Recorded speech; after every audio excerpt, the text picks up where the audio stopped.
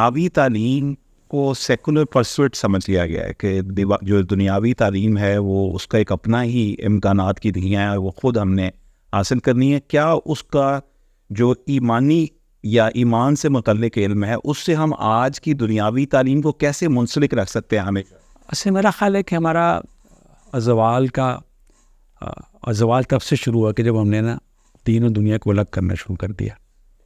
اصل میں وہ تعلیم کو دنیاوی یا دینی نہیں ہوتی. تعلیم حاصل کرنے والا بندہ ہے جو دینی یا دنیاوی ہوتا ہے.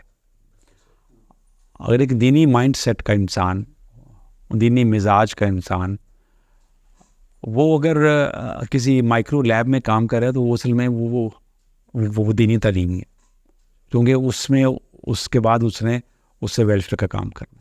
اگر کوئی دنیاوی مزاج کا بندہ، اگر آپ اس کو مدرسے میں دیکھیں، کوئی فقہ پڑھتے دیکھیں اور اس کا مزاج دنیاوی ہے تو خبردار ہو جائیں کہ ایسا نہ ہو کہ وہ فتنہ فساد اور تفرقے کی کوئی زہر آلود ویپن لے کر باہر سے برآمد ہو جائے. تو اصل میں بات یہ ہے کہ دین اور دنیا آپ کے رخ کا نام.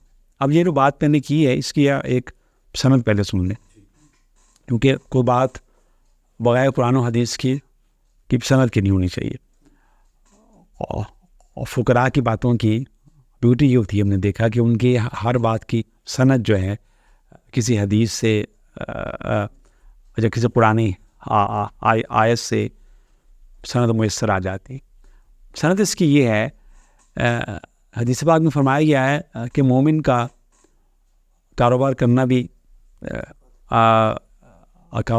عبادت ہے، اس کا بیوی بچے پالنا بھی عبادت ہے، اس کا جو ہے بچوں کے لیے رزق کمانا بھی عبادت ہے. تو یہ بندہ مومن ہونا چاہیے.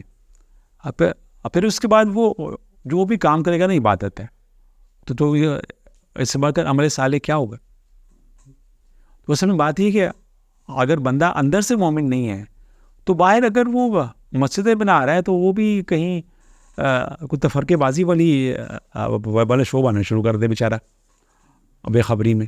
تو یہ چیزوں کا بڑا اصل میں دھیان سے چلنا چاہیے کہ ایک مومن جو ہے اس کو اپنی کنٹمپریری تعلیم جو ہے اس کے ساتھ ویل ورسڈ ہونا چاہیے، اور جس کی سند تعلیم یہ ہے کہ فرمایا گیا ہے کہ اپنے گھوڑے تیار رکھو. اب گھوڑے جو بھی اس وقت کا اویلیبل ویپن ہے، تو وہ جو گھوڑے تیار کرنا جو ہے وہ ایک دنیاوی شعبہ ہے نا. گھوڑوں کو لینا، ان کی تربیت کرنا، اور جیسے آج کے دور میں ہم کہیں توپ لینا، میزائل لینا، یہ سب چیزیں. تو یہ کنٹمپریری جو نالج ہے وہ تو ایک دینی بندے پر فرض ہے. ہمارے ساتھ بدقسمتی یہ ہوتی ہے کہ ہم اپنے بچوں کو شروع سے آئسولیٹ کر دیتے ہیں کہ بھی یہ بچہ وہ ہے جس نے دینی تعلیم حاصل کرنی ہے، اور یہ وہ بچہ وہ ہے جس نے دنیاوی تعلیم. اب وہ بڑے ہو کر بھی بیچارے آپس میں لڑتے رہیں گے. دنیاوی تعلیم والے ڈی سی بن جائیں گے، وہ کمشنر اسسٹنٹ کمشنر بن جائیں گے، وہ بیچارہ وہ جو مدرسوں میں ڈالا ہوا ان کو آپ مدرسوں میں دھکے کھاتے رہیں گے، ان کی تنخواہ بھی آپ صحیح نہیں دیتے. تو یہ ان کی تنخواہ بیچاروں کی اتنی کم ہوتی ہے کہ اس کے ساتھ اور وہ جسم کا حصہ برقرار رکھنا مشکل ہو جاتا ہے. جو کوئی دنیاوی نظام ایسا ہے. تو یہ بات ہے کہ بائیفرکیٹ آپ کیوں کرتے ہیں؟ آپ کو دنیا کے کالج اور یونیورسٹیاں جو آپ نے بنائی ہے اس میں آپ کیوں نہیں اسلامیات کے آپ بناتے ٹھوک بجا کر، اور سب سے بہترین بنائے ڈپارٹمنٹ کہہ رہی کہ جس نے اسپیشلائزیشن کرنی ہے نا ایم اے اسلامیات کا بننے کے بعد آپ سپر اسپیشلائزیشن کرنی، وہ فقہ میں آ جائے. پھر تو بات ہوئی نا، کیونکہ اس کو سارا کنٹمپریری اس کو نالج موجود ہوگا اس کے پاس. تو یہ تو بات ہوئی.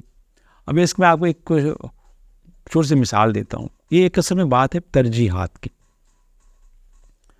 آپ دیکھیں آج سے 100-150 سال پہلے لاہور میں اتنے مشنری اسکول کالجز سے کبھی آپ نے دیکھا ہوگا، بلکہ آپ لوگ خود بھی ان میں سے نکلے ہوں گے. کیتھیڈرل ہے، وہ آپ کا ڈان باسکو ہے، ہمارا گورنمنٹ کالج بھی لے لیں. یہ سارے کے سارے بیسیکلی جب انہوں نے بنائے تو جو مین ہال ہے، جو سینٹرل بلڈنگ ہے، ان کا پریئر ہال تھا. اور جو دنیاوی دنیاوی تعلیمی کلاس انہوں نے سائڈ پہ رکھی. آج آپ نے ملک بھی آزاد کروا لیا ہے، سو ٹو اسپیک. سن کر خوشی ہوئی. اچھا، اور آپ جب ملین اینڈ بلین لگا کر جب یونیورسٹیاں بناتے ہیں، کالج بناتے ہیں، اور آپ سے پوچھا جائے جی مسجد کہاں بنائی ہے، کیونکہ وہ پارکنگ لاٹ ہے نا، وہ جہاں پہ بیٹھے ہوئے ہیں پی این بیٹھے ہوئے ہیں نا، وہاں سائیکل رکھے ہوئے، وہاں ہم نے 4 شیڈ ڈالے ہیں، وہاں جا کے نماز پڑھ لیں. تو اس سے آپ کی پراٹھی کا پتہ چل جاتا ہے. بیسیکلی کالج میں مسجد نہیں ہونی چاہیے، مسجد میں کالج ہونا چاہیے نا.